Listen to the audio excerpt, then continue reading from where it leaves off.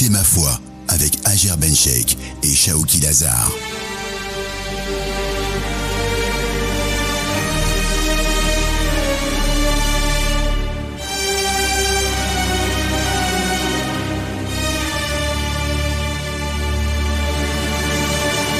Bonjour à toutes et à tous et bienvenue sur les ondes d'Orix FM. Nous accueillons Dr Shaoki Lazar, professeur d'études islamiques à Qatar University, pour lui poser une question fort intéressante. Dr Shaoki Lazar, bonjour. Bonjour Hajer. La question du jour, une chose que nous oublions tous et nous croyons que c'est pas très important. Les invocations du matin et du soir nous protègent du mal, sauf le mal qui nous est prédestiné. Vrai ou faux? C'est vrai Hajer, en fait il y a des invocations que le prophète sallallahu alayhi wa sallam nous a appris. Et si on les dit matin et soir, effectivement, on sera protégé de tout mal. Par exemple, le prophète sallallahu alayhi wa sallam nous dit, celui qui dit tous les matins et tous les soirs, Bismillah alladhi la yadurru ma ismihi shay'un fil ardi wa la fis sama wa huwa as-sami'ul alim, au nom de Dieu, celui avec lequel rien ne peut nous toucher, ni dans les cieux et ni dans la terre, et c'est celui qui entend et connaît toutes choses. Celui qui dit cela 3 fois tous les matins et tous les soirs, eh bien, rien ne pourra le toucher, comme le dit le prophète sallallahu alayhi wa sallam. Aussi, dans une autre invocation, le prophète sallallahu alayhi wa sallam nous dit « Man nazala manzilan, faqal, a'udhu bi kalimati Allahi tammati min sharri ma khalaq, lam yadurhu shay'un hatta yartahil » Celui qui arrive quelque part et il dit « A'udhu bi kalimati Allahi tammati min sharri ma khalaq » eh bien, rien ne le touchera à cet endroit-là jusqu'à ce qu'il part. Dans une autre invocation, le prophète sallallahu alayhi wa sallam nous a appris de dire A'udhu bi kalimatillahi tamma min kulli shaytanin wa hamma wa min kulli aynin lamma. L'invocation veut dire je recherche refuge auprès des paroles parfaites de Dieu, de tout shaytan, de tout hamma, c'est-à-dire tout animal dangereux, venimeux, entre autres, et de tout mauvais œil.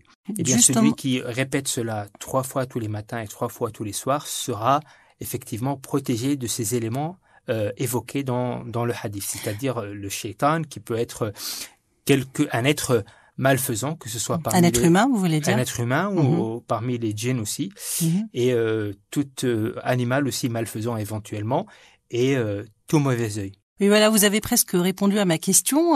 De quoi doit-on craindre et qu'est-ce qu'on craint? Justement, vous avez donc énuméré toutes les choses qu'on doit craindre, mais est-ce que de simples paroles peuvent nous protéger? Écoutez, il ne s'agit pas de simples paroles. Il s'agit d'invocations, adhkar. Et l'adhkar, ça veut dire les rappels. Effectivement, si on les dit en tant que simples paroles, elles ne serviront à rien. C'est-à-dire que quelqu'un qui les dit sans y croire, sans concentration, surtout parce que nous y croyons tous. Sans présence d'esprit, seulement avec sa langue, mais pas avec son cœur, ou sans croire que, eh bien, elles n'auront quelconque effet, etc. Effectivement, dans ce cas-là, il ne s'agirait que de paroles, elles ne serviront à rien. Mais celui qui le fait avec la présence du cœur, celui qui le fait avec la conviction que Dieu va le protéger, eh bien, celui-là, effectivement, sera protégé.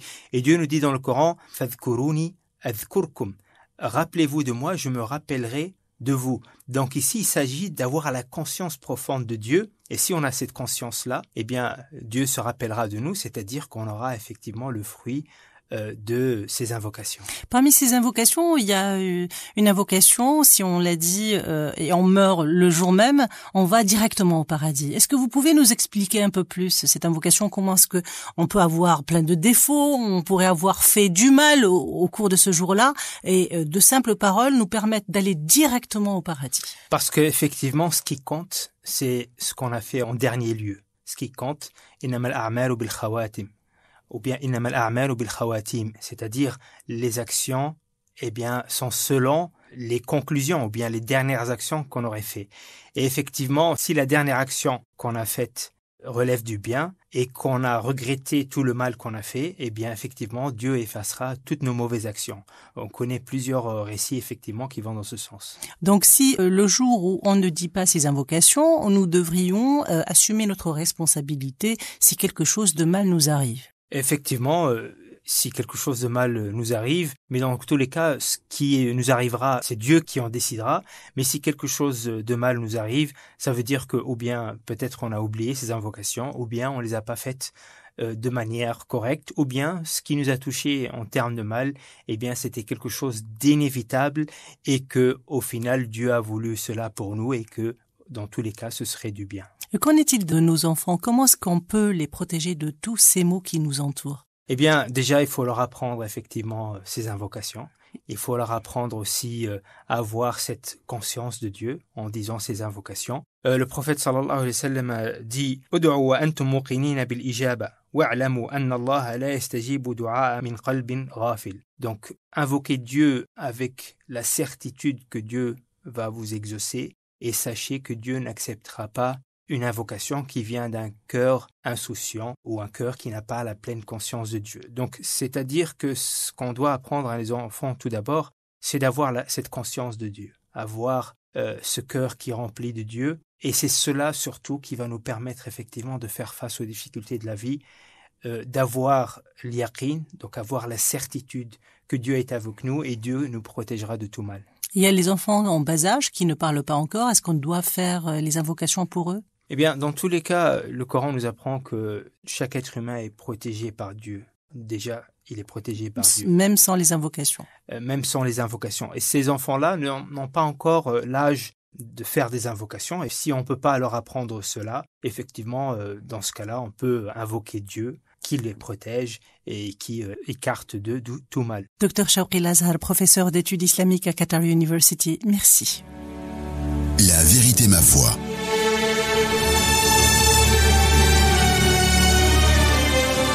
La vérité, ma foi, est une invitation à passer en revue les idées reçues sur l'islam. La vérité, ma foi, une chronique hebdomadaire présentée par Ajer Bencheikh et Shawqi El-Azhar, docteur en théologie.